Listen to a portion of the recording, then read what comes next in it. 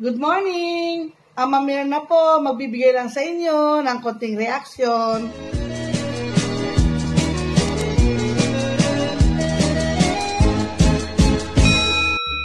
Hello, good morning!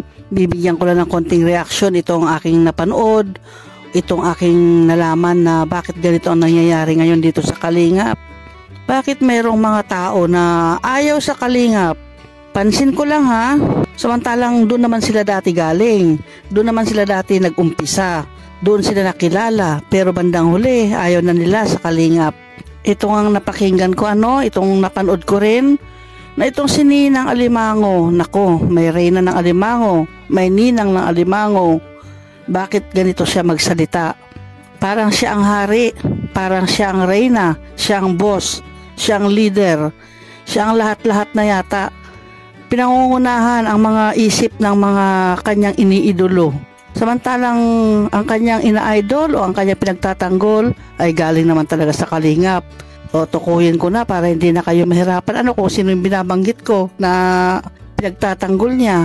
Ito nga itong team ng Rowell at si Rachel. Alam naman po natin na si Rowell ay wala pong masamang tinapay yan. Maging si Rachel ay wala naman pong masamang tinapay yan. Silang dalawa ay walang sinasabi tungkol sa Kalingap. Pero itong mga nagsusuporta sa kanila, itong mga tao na akala mo sila na yung bida, akala mo sila na talaga yung mga tao na magagaling, kung makapagsalita. Bakit ko nababanggit po itong mga Kalingap? Kasi ito nga, malapit na yung birthday ni Rachel. Sinabi ba naman ito, si Ninang Alimango, na walang pwedeng mag-premiere o mag-video doon sa gaganaping debut ni Rachel. Tanging si Rachel lamang, ang channel lamang ni Rachel ang pwedeng mag-video doon. Pwede ba yun? Hindi ba niya alam na dahil sa pagtulong ng Kalingap, pangunguna ni Kuya Val at si Kuya Rab, Kalingap Rab, nakilala yung Rowell at Rachel dahil kay Kalingap Rab. Nag-scout si Vincent, ito nga nakilala niya si Rachel at ipinakilala niya ito, in-endorse niya ito kay Kalingap Rab. At ngayon naman tinulungan ito ni Kalingap Rab. Pinabahayan, hinanapan ng mga sponsors, siyempre nagkaroon ng viewers, at para makilala pa sila ng gusto, ipinakilala niya si Rowell kay Rachel. Pinsan niya si Rowell pinakilala niya ito kay Rachel. Para sa ganon, pumatok yung kanilang teleserye na ginagawa noon at pumatok ka naman.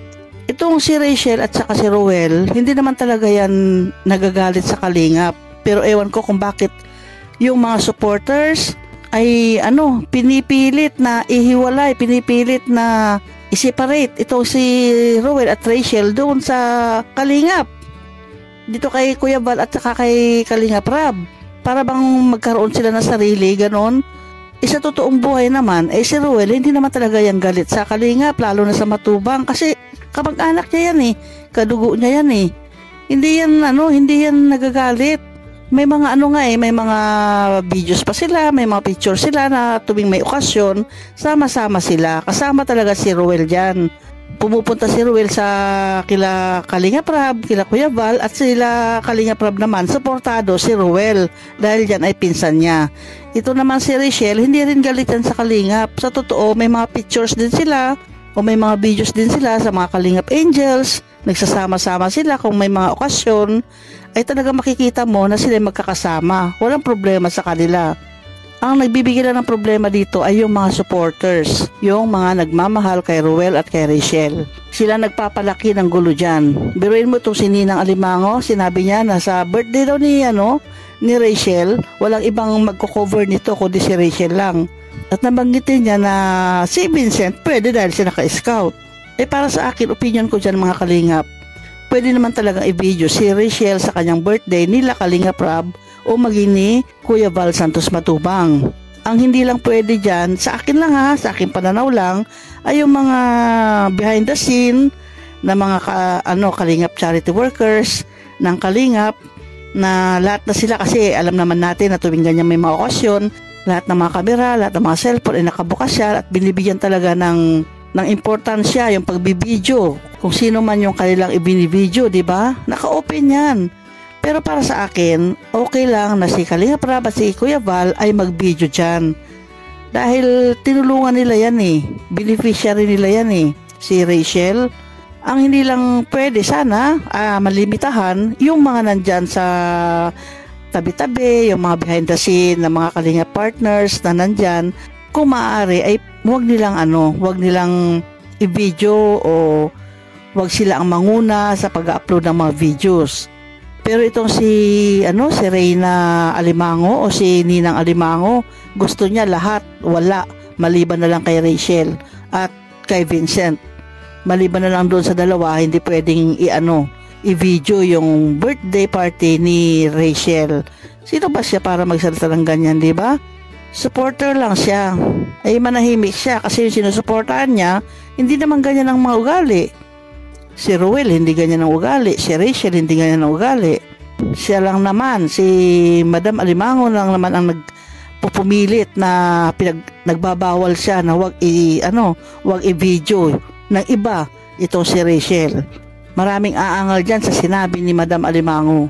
Sigurado yan. At wag niyang ipilit na hawakan o itago yung dalawa. Wag niyang ipilit na ipagdamot yung dalawa. Dahil ang dalawa ay walang problema. Ang dalawa ay okay lang sa kanila dahil lumalapit naman talaga sila sa kalingap. Ito ang problema. Itong si Madam Alimango. Siya lang ang may problema dyan. Pasensya na kung talagang nasabi ko yan. Pero totoo. Hindi maganda yung kanya sinabi. Hindi maganda yung kanyang mga binitawang salita na pinagdadamot na niya ang kanyang iniidolong si Ruel at saka si Rachel. Na hindi naman tama talaga yung ganyang ugali niya.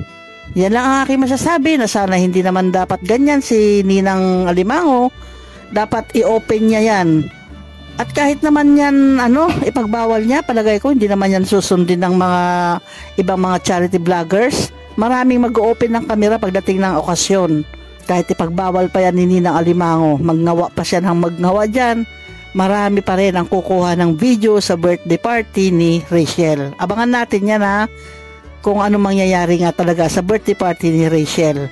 Inuulit ko, itong si Ruel at saka si Rachel, walang problema yan dito kay Kalinga Prab at kay Kuya Val. Ang may problema lang dyan at naggagalaiti na nagsasalita ay yung mga supporters nila, lalo na itong si Madam o si Ninang Alimango.